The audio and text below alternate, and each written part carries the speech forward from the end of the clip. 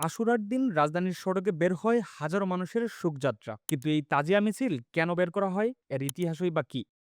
হিজরি বর্ষের প্রথম মাস মুহররমের ১০ তারিখ অর্থাৎ পবিত্র আশুরা উপলক্ষে শিয়া মুসলিম সম্প্রদায় আয়োজন করে ঐতিহ্যবাহী তাজিয়া মিছিল। এই শোকযাত্রার মূল উদ্দেশ্য হল কারবালার প্রান্তরে মহানবী হজরত মোহাম্মদ সাল্লাল্লাহু সাল্লামের দৌহিত্র হজরত ইমাম হোসেন রাদিয়াল্লাহু আনহু তার পরিবার ও সঙ্গীদের শাহাদাতকে গভীর শ্রদ্ধা ও শোকের সঙ্গে স্মরণ করা।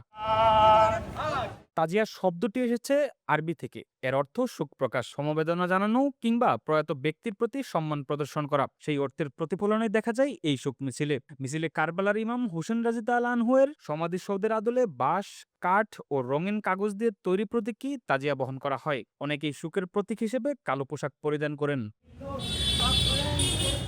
অংশগ্রহণকারীরা বুক চাপটে এবং হাই হুসেন ইয়া হুসেন ধ্বনি উচ্চারণের মাধ্যমে কারবালার মর্মান্তিক ঘটনার শোক প্রকাশ করেন। পাশাপাশি পাঠ করা হয় বিভিন্ন শোকগাথা।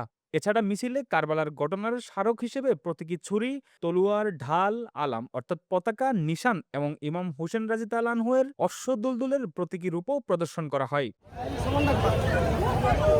সুখ, ত্যাগ, ন্যায় ও সত্যের আদর্শকে স্মরণ করতেই প্রতিবছর আশুরায় বের হয় এই ঐতিহ্যবাহী তাজিয়া মিছিল। এটি শুধু একটি শোকযাত্রাই নয়, বরং কারবালার আত্মত্যাগের স্মৃতি ধারণের একটি ঐতিহ্য।